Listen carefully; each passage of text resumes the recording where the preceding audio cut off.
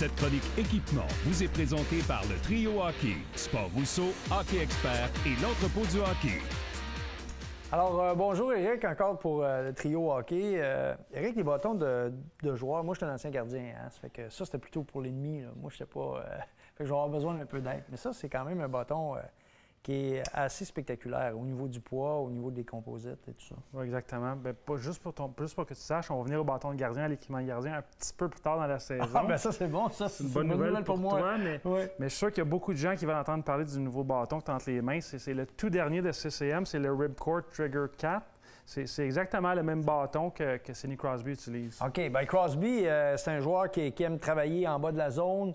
La plupart de ses buts, c'est près du filet lorsqu'il marque. Donc, j'imagine que pour décocher les tirs, il doit avoir une caractéristique qui est reliée à son style de jeu. C'est exactement. Le point de flexion est bas, donc ça fait en sorte que tu dégaines tes tirs beaucoup plus rapidement, puis aussi très précisément.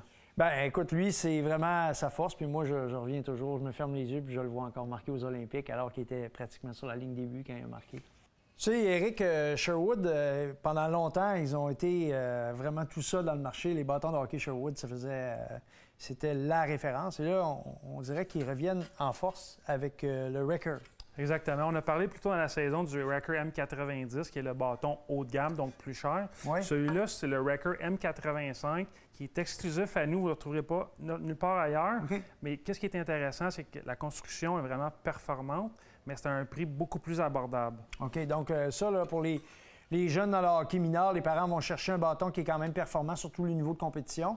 Puis, ils vont être capables de retrouver bon point de flex, bonne composition au niveau de la palette. Ce que je trouvais aussi de la palette, on a vu des bâtons qui coûtaient plus cher un peu plus tôt. Puis on a encore la forme arrondie, là, donc maniement de rondelle. Exactement. C'est un excellent bâton, les joueurs de hockey mineur. Quand tu n'as pas le même budget que certains autres joueurs, ce bâton-là est vraiment incroyable.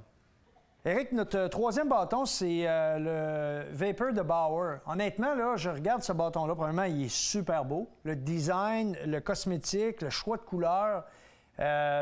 Ça s'adresse à quelle catégorie de joueurs, ça? C'est ouvert. C'est un bâton fait pour n'importe quelle catégorie. Il est offert en senior, junior, intermédiaire. Mais pour le prix, c'est un bâton qui ressemble beaucoup. Il y a des performances apparentes au bâton haut de gamme qui est le Flylight.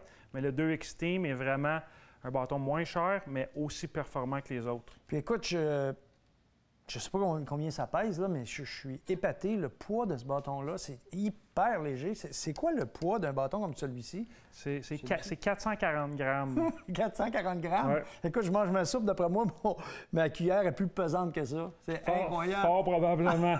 Mais c'est de la soupe consistante. Là, mais... ben, écoute, vraiment, là, je trouve que c'est un super beau bâton. Et la semaine prochaine, on va parler de patins si ça ne te dérange pas. Pas de problème. J'ai quelques questions pour toi.